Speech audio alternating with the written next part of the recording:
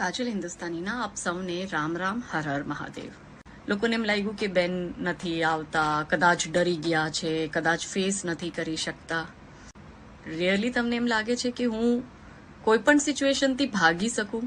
જ્યારે મારામાં આટલી શક્તિ છે કે હું દરેક સિચ્યુએશનને ફેસ કરી શકું છું. મેં કરી બી છે અને એમાં મેં સાબિત બી કર્યું છે.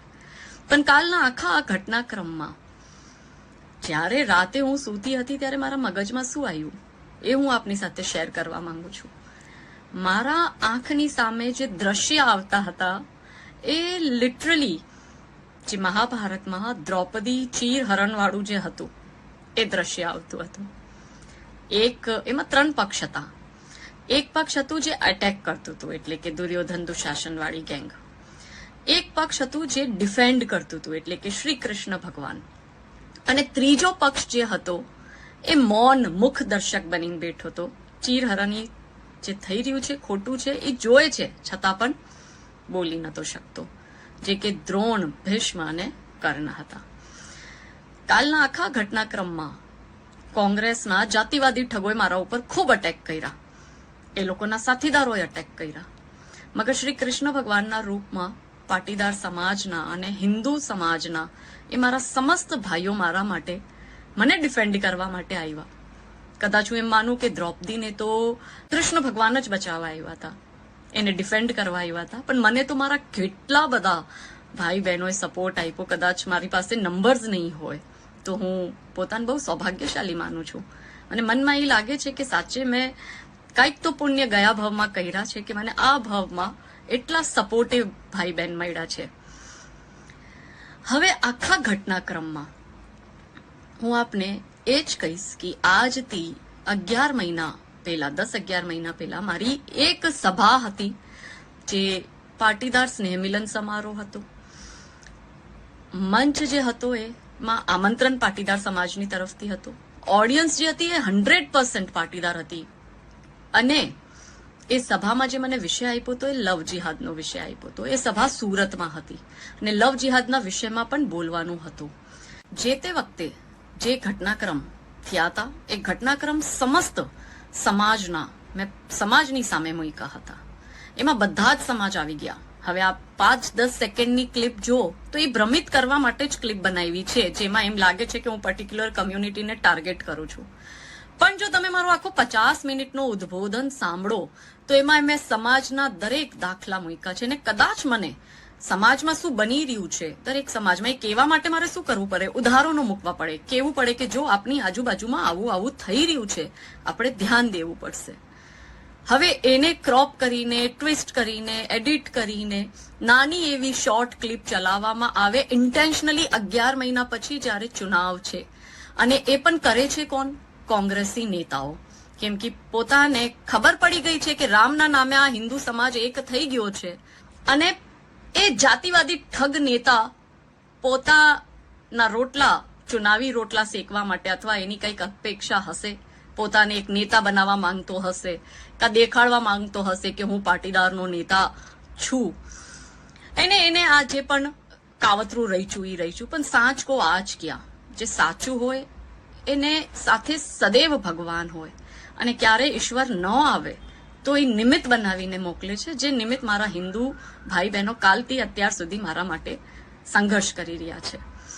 હવે મારો પહેલો તો પ્રશ્ન એ છે કે સાચે હું કોઈ સમાજ વિરોધી લાગુ છું? શું હું કોઈ જાતિની નેતા છું? શું કોઈ પોલિટિકલ પાર્ટીથી જોડાયેલી છું? શું મારા નામની પાછળ કોઈ જાતનો ટેગ લઈને ભડકાવા નીકળી છું? મેં સદૈવ હિન્દુ સમાજની વાત કરી છે. કોઈ પણ સમાજ, પાટીદાર સમાજ હોય કે કોઈ બી સમાજ હોય, હિન્દુ છે તો મારા એન્ડ થોટમાં બી નહીં હોય કે હું સમાજને ટાર્ગેટ કરું. ક્યારેય નહીં. મેં સદૈવ કોઈ પણ આપણા દીકરા દીકરી ઉપર ચાહે એની ટાર્ગેટ કિલિંગ થઈ હોય કા એને લવ જિહાદમાં ફસાવવામાં આવી હોય, મેં ક્યારેય એની નાતી જાતિ કે એનું સ્ટેટસ નથી પૂછ્યું. હું સદૈવ ને સદૈવ હિન્દુ સમાજ સાથે ઊભી રહી છું અને સદૈવ ઊભી રહીશ. એના માટે મને કોઈ પણ જાતના પ્રમાણની જરૂરત નથી, કેમ કે મારો સમાજ મને ઓળખે છે. પણ આ જે પણ થયું એમાં જે મીડિયા ટ્રાયલ ચાલ્યું, લોકોએ પોતપોતાના 2% યુટ્યુબરો જેની આવક જ આ છે કે મહિનાનો ચેક યુટ્યુબથી મળે વ્યૂઝ માટે એ લોકો જોડતોડ કરીને પોતાનું ચલાવતા હોય. મને એની પણ મજબૂરી ખબર છે અને હું ક્યારે પણ આજે આ મારા જે કોંગ્રેસના જે ભાઈઓ છે જાતિવાદી ઠગ નેતા, એ ભલે મારા વિરોધમાં ગયા, એ લોકોએ બહુ મોટા મોટા નિવેદનો આપ્યા, તારી આંગળી કાપી નાખશો, તને અમે દેખાડી દેશો, કાયદા રીતે નહીં પણ બીજી પણ રીતે અમને બધી જ રીતે દેખવા આવે છે. શરમ જરાય નથી આવતી? એક હિન્દુ થઈને હિન્દુની દીકરીને આવી ધમકી આપો છો. શું તમારામાં હિંમત છે આવી ધમકીઓ જિહાદીઓને દેવાની, જે આપણી દીકરી સાથે લવ જિહાદ કરે છે? જો તમારામાં સાચે શક્તિ હોય તો તમે કરી દેખાડો કે કોઈ પણ જિહાદીની આટલી હિંમત ના હોવી જોઈએ કે આપણી દીકરીને ઉપાડીને તો લઈ જવાની અલગ રહી, પણ આપણી દીકરીની સામે આંખ કરવાની પણ એની હિંમત ના હોવી જોઈએ. પણ કેમ કે જિહાદીઓ સાથે તો સાતગાંઠ છે, બેસીને બિરયાની ખાઓ છો. કાજલ હિન્દુસ્તાની એજન્ડાની વચ્ચે આવે છે, લવ જિહાદ, ભૂમિ અતિક્રમણ, ધર્માંતરના એજન્ડાની વચ્ચે આવે છે અને સમાજમાં બહુ મોટો પ્રભાવ આવે છે, સમાજમાં પરિવર્તન આવે છે. ઘણી બધી મહિલાઓ બહેનો જોડાઈ ગઈ છે આ મુહિમમાં, લવ જિહાદની મુહિમમાં. દેખાતું નથી ભારતને ઇસ્લામિક દેશ બનાવવાનો એજન્ડા કેમ સફળ થાય? જો આવું સમાજ જાગૃત થઈ જાય, માટે કોઈ અગર દીકરી નીકળી છે તો એનો મનોબલ પાડો, એને બદનામ કરી નાખો, એને લાઈફ થ્રેટ એના માટે ઉભા કરી નાખો. તમે લોકોએ તો હદ પાર કરી નાખી. મારા મોબાઈલ નંબર સોશિયલ મીડિયા ઉપર વાયરલ કરી નાખ્યા. આવું કામ તો ક્યારેય જિહાદીઓ પણ ના કરે.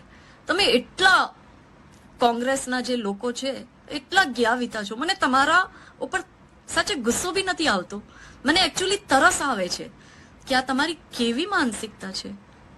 શું આ સંસ્કાર છે આપણા કે આપણી જ દીકરીના ફોન નંબર વાયરલ કરો અને એને ધમકી આપો મારવાની ને કાપવાની? હવે હું આ જ લોકોથી અમુક પ્રશ્ન કરી રહી છું કે મહેશભાઈ પટેલની હત્યા કરી અનસ મંસૂરીએ, ત્યારે આ જાતિવાદી ઠગ નેતાઓ કોંગ્રેસના ક્યાં હતા? કઈ વાંધો નહીં, ત્યારે સુતેલા હશે, અત્યારે એ જાગી ગયા છે. અત્યારે સડનલી એ લોકોને સમાજની બહુ ચિંતા થવા લાગી છે, કેમ કે ચુનાવ આવે છે ને પાટીદારનો એક નેતા બનવાની એ લોકોમાં એક હોડ મચી ગઈ છે કોંગ્રેસમાં. તો મહેશભાઈ પટેલના બે નાના નાના બાળક છે, કમથી કમ કઈ બીજો સપોર્ટ ના કરી શકો તો એક એને લીગલ સિસ્ટમ ઉભો કરી દો એના વૃદ્ધ માતા પિતા માટે કે મહેશભાઈ પટેલનો કેસ ગુજરાતના સારા સારા વકીલો લડે અને જે એના બે બાળકો છે અનસ મંસૂરીએ જે હત્યા કરી, બંને બાળકોના અકાઉન્ટમાં 1-1 કરોડ નાખે એવી મારે આ જ કોંગ્રેસના પાટીદારના આગેવાનોથી બે હાથ જોડીને નિવેદન છે, કેમ કે એ હું પટેલની વાત કરું છું. બીજું, જૂનાગઢના ચુડા ગામના જીવતીબેન વાછાણીને દિલાવરે મારી નાખી. એમના ઘર ઉપર અવૈધ મદરસો બનાવવાની આખું કાવતરું રચ્યું હતું. જીવતીબેનને ન્યાય મળે અને દિલાવરને ફાંસીની સજા મળે, મહેશભાઈના હત્યારાને પણ ફાંસીની સજા મળે, માટે તમે કોઈ વકીલ સારો હાયર કરો એવી આપનાથી બે હાથ જોડીને વિનંતી છે. ત્રીજું, નેહાબેન પટેલ ગૌરક્ષક, પટેલ સમાજનું ગૌરવ, મારી બેન છે, હિન્દુ સમાજનું ગૌરવ છે. અને નેહાબેન પટેલ ઉપર આ કસાઈઓ કન્ટિન્યુ ઘાત કરી રહ્યા છે. આ દીકરી 40 દિવસ જેલમાં રહીને આવી છે. સમાજને એની સાથે ઊભું રહેવું જોઈએ. એના ઉપર અત્યારે પણ ખોટા કેસ કરવામાં આવ્યા છે. નેહાબેન પટેલના પરિવારથી કેટલા લોકો જઈને મળ્યા? ચલો કઈ વાંધો નહીં, તમે અત્યારે જાગૃત થયા છો, અત્યારે તમને એકદમથી તમારી રાજનીતિની દુકાન ચમકાવી છે. નેહાબેન પટેલને સારામાં સારા 5 થી 7 લોયર હાયર કરીને આપો, કેમ કે જિહાદીઓ જ્યારે કોર્ટરૂમમાં કેસ લડે ત્યારે 8 થી 10 જિહાદી લોયરો અમારી સામે ઉભા હોય, પણ હિન્દુ સમાજથી ખાલી એક જ લોયર જે આપણો હોય ને એ જ હોય. પણ સમાજ પાસે લક્ષ્મીજીની ખૂબ જ કૃપા છે. તો મારે આ વિનંતી છે કે નેહાબેનના અકાઉન્ટમાં 1 કરોડ રૂપિયો નાખો, કેમ કે નેહાબેન ગૌરક્ષા કરે છે, એના જીવનો જોખમ છે, એના વૃદ્ધ માતા પિતાના બુઢાપાનો નેહાબેન સહારો છે. તો 1 કરોડ રૂપિયા નેહાબેનના અકાઉન્ટમાં જમા કરે અને નેહાબેનને 5 મોટા લોયર આપે અને આ બધા જે ખોટા કેસ કસાઈઓએ નેહાબેન ઉપર કર્યા છે, તો આપણી દીકરી છે પટેલ સમાજની, તો આપણે એને મદદ કરવી જોઈએ એવી મારી કોંગ્રેસના જાતિવાદી ઠગ નેતાઓથી બે હાથ જોડીને વિનંતી છે. ચોથું, શિકારપુરમાં, કચ્છના શિકારપુરમાં ચાઈને પટેલ કિસાનોને ટાર્ગેટ કરવામાં આવે છે, કેમ કે એ ગામડાઓમાં પટેલ કિસાનો રહે છે. આજુબાજુના ગામડાઓમાં જિહાદીઓ કબજો કરી લીધો છે. એ લોકોને આ ગામ પટેલ પાસે ખાલી કરાવવું છે, માટે ભવાનભાઈ નાસા પટેલ અને જયરામ ભાઈ પામા ભાસડિયા ઉપર અત્યારે જ થોડાક સમય પહેલા જ રનમલ અહેમદ હાજા ત્રાયા અને રજા ખાજા બંને ભાઈઓએ અટેક કર્યા, બે હાથ તોડ્યા, બે પગ તોડ્યા, એના માથા ઉપર ઘા આવ્યા, એ લોકોને ખૂબ ડરાવ્યા. હિન્દુ સમાજ ભેગો થયો, FIR નોંધાણી, જીવનો જોખમ વધ્યો. માટે મારે વિનંતી છે કે આ બંને મારા પટેલ કિસાન ભાઈઓને મોટાથી મોટા લોયર અરેન્જ કરાવે અને આ લોકોને બે મારા કિસાન ભાઈઓને 1-1 કરોડ રૂપિયો સમાજ આપે અને એ લોકોની આર્થિક મદદ કરે. એના પહેલા પણ જખરા, હરી વાવિયા અને હીરા કાના ડાળી ઉપર પણ આવી જ રીતના જિહાદીઓએ જાનલેવો હુમલો કર્યો હતો અને એ લોકોને એટલા ડરાવી દીધા હતા કે મારા કિસાન પટેલ ભાઈઓએ ડરના મારે FIR તક નથી કરી.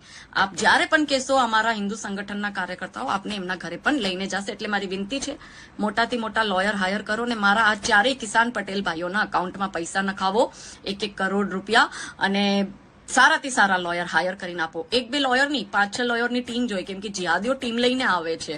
તમને થોડુંક હું કોર્ટ રૂમનો દ્રશ્ય દેખાડી રહી છું.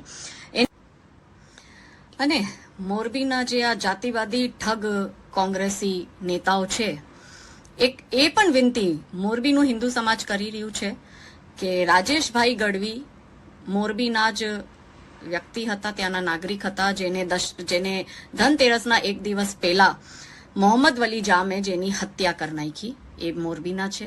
મોરબીના આપ આગેવાનો છો, આપનું મોટું નામ છે, બહુ પ્રતિષ્ઠા છે.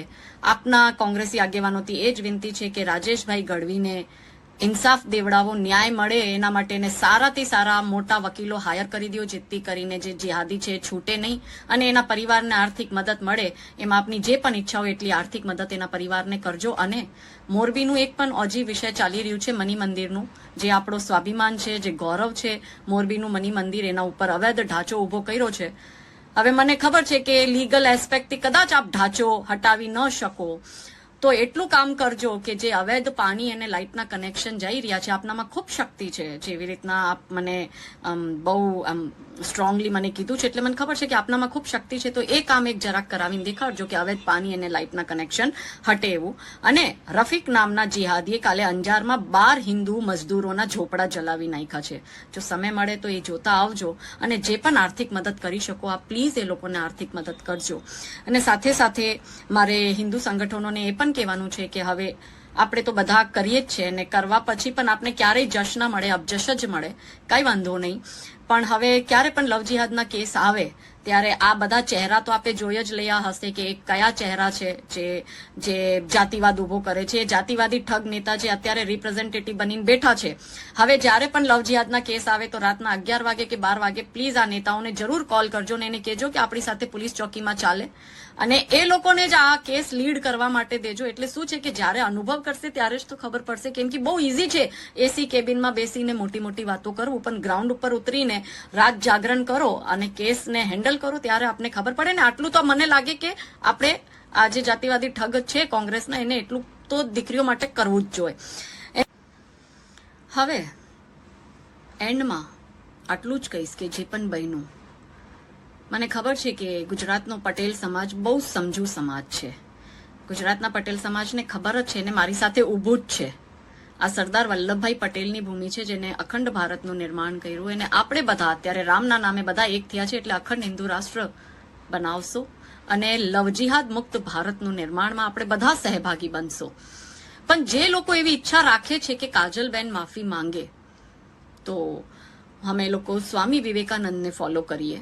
અને સ્વામી વિવેકાનંદજી એમ કહે છે કે જ્યારે આપ ધર્મના માર્ગ ઉપર હો ને આપ સત્ય સાથે છો, તો આપણો પરિવાર, આપનું કુટુંબ, આપનું સમાજ, આપનો દેશ અથવા આખું વિશ્વ પણ જો આપના વિરુદ્ધમાં વયું જાય ને આપ એ સંઘર્ષમાં એકલા રહી પણ જાઓ ને તો બી સંઘર્ષ કરવાનો. આ મારું જે માથું છે એ 4 લોકો સામે સદૈવ નમ્યું છે. એક મારું ભગવા ધ્વજ, બીજું મારું ભગવાન, મારા માતા પિતા અને મારા સમાજના ધાર્મિક ગુરુઓ, સંતો, મહંતોની સમક્ષ. હવે એના પછી આ માથું મારા જીવતે તો કોઈ બીજા સામે ઝુકાવી જ ના શકે. કદાચ તમે આ લોકો સાથે, જિહાદીઓ સાથે બેસીને બિરયાની ખાઓ છો, જિહાદીઓને ડરાવવાની તો તમારામાં હિંમત નથી. આ હિન્દુની દીકરીને તમે ભલે જે ડરાવવાની હિંમત કરી છે, વેરી નાઇસ, ગુડ, આઈ એપ્રિશિએટ, પણ એના સાથે બેસીને બિરયાની ખાઓ છો એટલે તમને સરતંતી જુદા તો કરતા આવડતા હશે. ઓમ બી કાલે આપે ધમકી આપી જ છે, મારી નાખવાની, કાપી નાખવાની, એ બધી. તો મારું સરતંતી જુદા કરી નાખજો. મરવું તો ઓમ બી છે, હવે જિહાદી મારે, કા જાતિવાદી ઠગો મારે. મારા માટે તો બલિદાન દેવા માટે જ અમે નીકળી ગયા છે, અને બલિદાન રાષ્ટ્ર માટે, દેશ માટે, દેશની દીકરીઓ માટે, હિન્દુઓ માટે સદૈવ દેવા માટે અમે લોકો તત્પર છે. અને મારા ગુરુએ મને એમ કીધું છે ફોન કરીને, આ બધું જોઈને, કે દીકરા, સમુદ્ર મંથન ચાલી રહ્યું છે, અમૃત નીકળશે તો વિષ પણ નીકળશે.